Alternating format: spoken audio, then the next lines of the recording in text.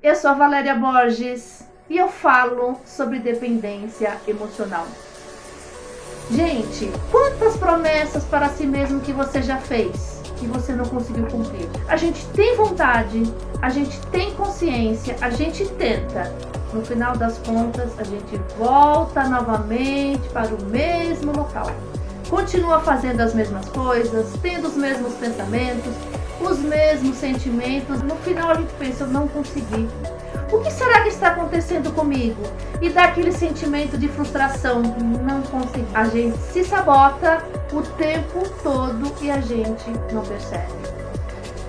Hoje nós vamos entender por que isso acontece com a gente, porque nós temos esse comportamento e como que a gente pode parar de se auto-sabotar. A auto-sabotagem é quando a gente pensa que a gente está sendo o herói da nossa vida e na realidade nós somos o maior vilão.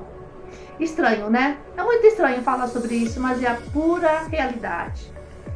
A autossabotagem é quando você está fazendo alguma coisa que está te prejudicando. Por mais que eu lute para fazer diferente, quando eu percebo no final do dia, eu fiz mais do mesmo. E o que a gente precisa entender com isso? Uma das forças que alimenta a nossa forma de pensar inconsciente são as nossas crenças. Então, quando você acredita que você não vai ter uma percepção negativa de si mesmo, isso é importante. Só que quando você vai fazer isso, você vai começar a gastar mais energia do teu cérebro, porque você vai mandar novos comandos neurais. Quando a gente não sai desse ciclo, quando a gente fica se sabotando, a gente começa a inventar algumas desculpas. Eu não consegui. É muito difícil. Eu não tive tempo. Será que vale mesmo a pena mudar? Será que não estou exagerando? A autossabotagem, ela obedece um ciclo: gatilho, comportamento e benefício. Gatilho é aquilo que te move. Eu vou te dar um exemplo bem prático, bem simples, de como que funciona o ciclo da autossabotagem. Repetindo: gatilho, comportamento e benefício. Quando eu trabalhava fora, eu pegava ônibus, chegava em casa às 8 horas da noite, que eu trabalhava longe da minha casa, era do outro lado da cidade. Antes de chegar em casa, eu falava, não vou sentar no sofá não. Imagina, chegava em casa, a primeira coisa que eu fazia era todo dia deitar no sofá, mesma coisa. Quando eu levantava, exausta, porque eu dei vazão a um vício. Só que um dia, eu parei e pensei assim, olha, hoje vai ser diferente. Hoje eu vou fazer a seguinte experiência: eu não vou deitar no sofá. Eu vou chegar em casa e fazer o que tiver que ser feito. Eu consegui.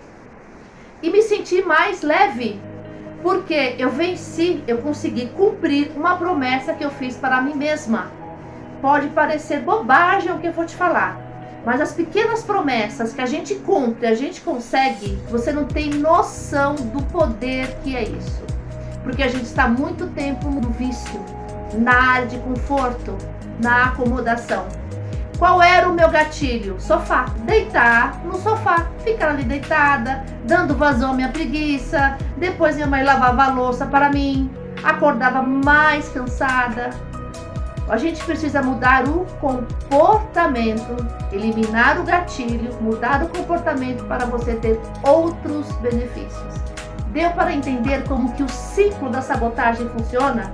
Gente sempre pensa que está ganhando, mas na realidade nós estamos perdendo. E os fatores são vários que contribuem para que a gente fique na autossabotagem. Hoje eu vou falar apenas de 3. Necessidades emocionais. Qual é a necessidade emocional que eu sinto e que eu fico sempre na autossabotagem, sempre contra aquilo que eu quero fazer? Necessidades emocionais. Existem pessoas que são viciadas em adrenalina. Elas conseguem, são aquelas pessoas que deixam as coisas para a última hora. Todas as tarefas dela, depois eu vejo amanhã, e você põe para a última hora. Quando você põe para a última hora, te dá uma ansiedade muito grande. Porque você tem muitas tarefas acumuladas para você realizar, muitas coisas que você não fez. E a adrenalina corre solto na sua veia. E isso é importante para você, porque você se viciou a ficar dessa emoção. Você se viciou, se acostumou a deixar tudo para depois, porque você gosta dessa pressão que você gerou para si mesmo. Agora, quando você depende emocionalmente da ansiedade, você não consegue se organizar e deixa as coisas para depois, qual é a consequência disso? Qual é a qualidade de cada entrega que você está realizando? Fazer as coisas na pressa, na correria, como que fica? E as pessoas falam assim pra gente: nossa, mas você faz as coisas tudo com pressa, é tudo pra ontem, não faz direito, que loucura a sua vida. No final das contas, a gente pensa, bom, é verdade. Se arrepende, sente uma pequena angústia, uma culpa e pensa, da próxima vez eu vou agir diferente. Da próxima vez eu não vou deixar mais nada para depois. Vou fazer no momento que tiver que ser feito no tempo certo. Mas eu não consigo, eu dependo emocionalmente dessa forma de conduzir o meu padrão no dia a dia. Uma outra necessidade emocional que a gente sente, e essa é muito forte, muito profunda, é afeto. É uma necessidade natural. Agora, quando a gente tem uma dependência emocional de afeto, a gente acaba se anulando e se auto-sabotando. Eu quero fazer tudo para agradar, sou prestativa, boazinha, bonzinho. Então essa necessidade de afeto, que afeto é um sentimento, acaba me boicotando, acaba me sabotando, mas eu não percebo, porque eu dependo emocionalmente desse sentimento que eu não dou a mim mesmo. E eu não percebo. E eu finjo que está tudo bem. E na realidade não está tudo bem. Eu estou colocando a minha emoção, o meu sentimento fora. São aquelas pessoas que se dão demais, trabalham excessivamente, tem alguma fuga emocional ali dentro, alguma necessidade emocional que precisa ser preenchida e você não está percebendo. Embora o teu lado consciente queira tirar você dali, mas você não consegue. Pelas necessidades emocionais que a gente sente. Todas as vezes que a gente parar no padrão, falar as mesmas coisas, sentir as mesmas coisas, dizer as mesmas coisas, não conseguir mudar esse padrão. Isso nos afetar profundamente, a ponto de nos dar tristeza, sentimento de menos capacidade, isso é um grande sabotador. É uma grande maldade que a gente está fazendo com a gente mesmo, mas a gente não percebe. E a gente entende que está tudo certo, é o nosso jeito de viver. Eu pensei assim durante muito tempo. Um outro sabotador que a gente faz o tempo todo, as nossas crenças limitantes. Aquele pensamento que não deixa você sair do lugar. Aquele pensamento que não deixa você agir diferente, pensar diferente, ter iniciativa, ter atitude, tomar decisão, pensar por você, não pensar no outro, pensar no você, no que é importante para você, no que você vai ganhar, porque o teu pensamento está te limitando. Você de repente cresceu em um ambiente coletivo, como eu cresci, então primeiro vem as pessoas e depois vem você. E você acaba anulando por essa crença limitante, uma crença da sua família, uma crença profissional, uma crença social, uma outra crença limitante, essas verdades absolutas. Eu faço muito isso. Eu quando tenho que fazer as minhas entregas aqui no meu trabalho, eu tenho um parceiro e a gente combina que eu preciso entregar o conteúdo no momento certo, na data certa. Eu não entrego o conteúdo na hora que tem que entregar. Eu não consigo administrar o meu tempo, eu uso o tempo como muleta. Minha casa é barulhenta, eu não tenho canto para ficar. Na realidade, eu estou me sabotando, por quê? Porque eu não consegui estabelecer, e tem dias que eu não consigo estabelecer as prioridades da minha vida. Por não saber administrar o meu tempo e não conseguir administrar as prioridades da minha vida, eu me limito e me saboto. E complico a qualidade das minhas entregas.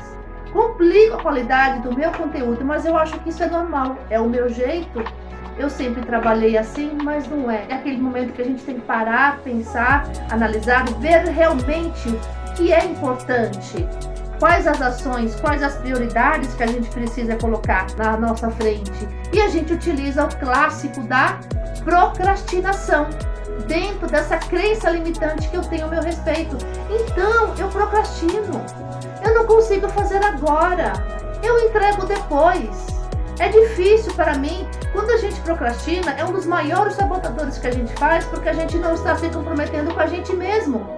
A gente está se iludindo com o tempo. Eu penso assim, bom, se eu não fizer agora, eu faço depois. Só que depois tem outras tarefas, outras ações, outros imprevistos que vão surgir na nossa vida e a gente não pensa nisso. Um outro sabotador, um outro fator são os desejos inconscientes. Ele está ligado à clareza.